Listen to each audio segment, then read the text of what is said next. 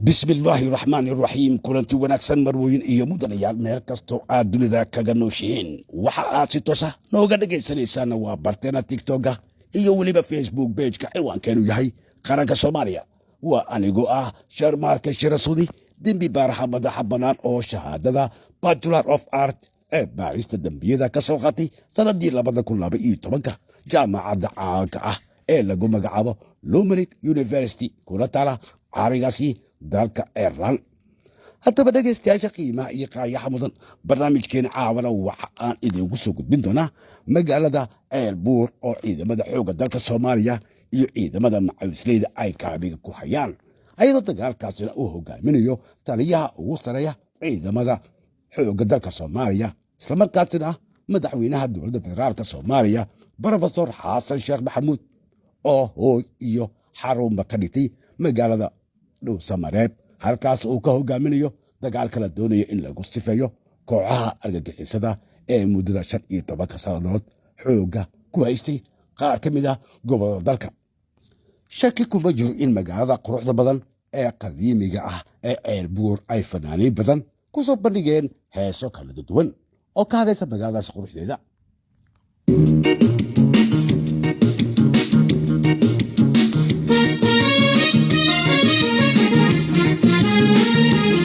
haddaba hees ka mid ah heesaha ay fanaaniinta Soomaaliyeed qaarkood ay uga luuqeeyeen magacna looga dhigay magaalada qadiimiga ah ee taariikhda dheer leh ee ceelbuur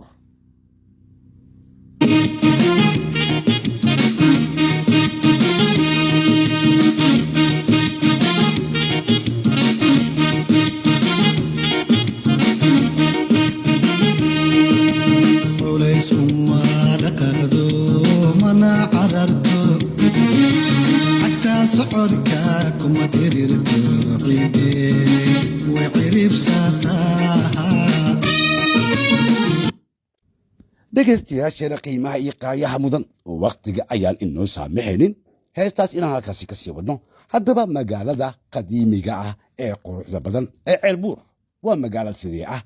haddaba magaalada ceelbuur waa magaalo kuulansatay oo ay ku wada midaysan yihiin qurux iyo hanaan wanaagsan markii aad eegto biyaha durduraya ee dhex eegaaga bartankeeda iyo jawiga udgoon ee aadka u carfa badan degmada qadiimiga ceelbuur taariikhdeedu waxa ay ka badan tahay 900 oo sanadood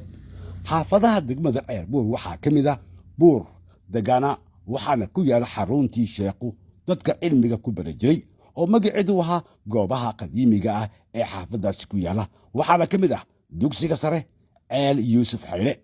kaawada goobta burjikada lagu sameeyo weeyaane ceel riig waa xaafad ay ku yaalaan labada ceel ee magaalada biyaha siiya iskuulka weyn ee alnuur guriga guddoomiyaha ee minjirka ama sarkaalka oo xiliyada waxbarwaaqada ah loo dabaaldego Siberia waa xaafad uu ku yaalo hosbitaalka weyn ee degmada ceelbuur sidoo kale waxaa ku yaala guriga martida station of guest iyo dugsiga saraba haddaba dhegeystayaasheena qiimaha iyo qaayaha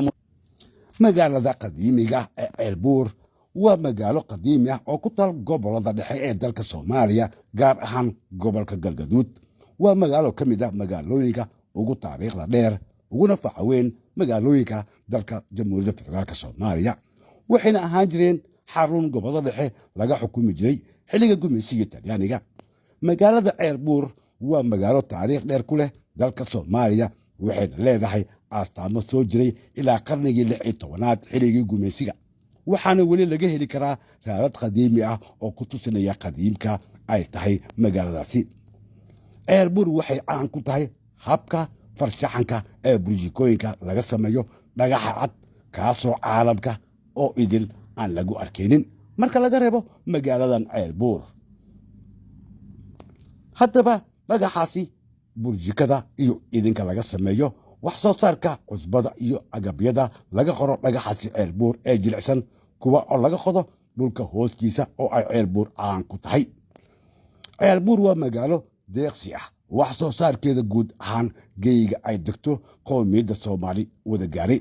waana sababta guri walba oo Soomaaliyeed loogu helayo burjiko laga sameeyay dhagaxaasi cad ee ceelbuur sidoo kale ceelbuur waxay caan ku ahayd samaynta gemberada iyo jiimbaarta qoridda mooyaha iyo kooraha geela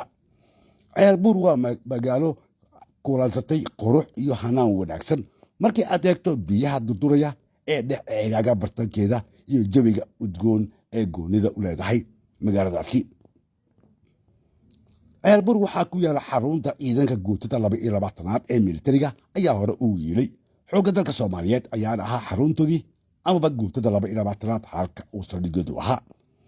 dhanka fidinta diinta islaamka ceelbuur waxa ay ku lahayd taariikh aad u dheer waxayna ahayd magaalada uu ka soo jeeday sheekhii caanka ahaa sheekh maxamed faarax oo ka mid ahaa culimada Soomaaliyeed ee aadka looga qadariyo geeyga Soomaalida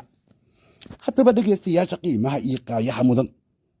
waxaa waqti xaadirkan socdo dagaal ay ciidamada xoogga dalka Soomaaliya oo ka dhinac dagaalamaya ciidamada soo majeystayaasha ee macawsleeda ah si ay uga sifeeyaan xoogaga argagixisada ee al-shabaab oo muddo badan halkaasi xoog ku haystay ayagoo shacabka Soomaaliyeedna ku gumaadayay haddaba ciidamada oo maalmihii aynu ka soo gudubnay xoog uga sifeeyey sida magaalada Galcad magaalada Wabxo Galhareeri iminkana waxa ay kaabiga ku hayaan magaalada ceelbuur oo ah magaalo taariikhi ah oo faa'iido weyn u leh shacabka Soomaaliyeed iyo dowladda madaxweynaha ka yahay Professor Xasan Sheekh Maxamuud madaxweyne Xasan Sheekh Maxamuud ayaa ballanqaadkiisii doonaya in uu ka dhabeeyo markii ay socotay doorashadii madaxweynenimada waxaana uu ballan ku qaaday in uu arkaa ururka argagixisada al-shabaab uu ka sifeyn doono dhammaan dhulka Soomaalida ah waxaan leenahay rabbi ha la garab galo inta ku dhimatay ee geesiyaashana waxaan leenahay rabbi subxaanahu wa tacaala jannadii firdawsa hooy ha uga yeelo haddaba dhegeystayaashana qiimaha iyo qaayaha mudan barnaamijkeena caawa ee ku saabsanaa magaalada ceelbuur intaas ayaan ku soo afmeeraynaa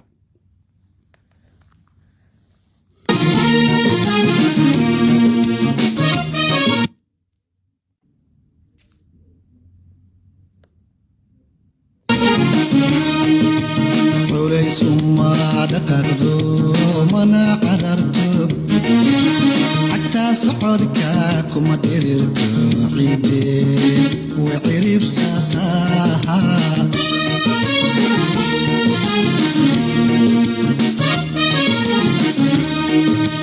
cema ale yartaniyo adiga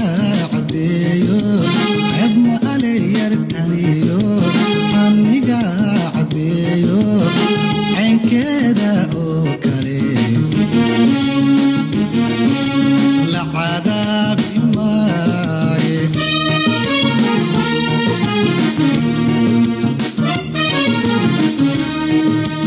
وعرض منكي دلي لقاسي يا عدو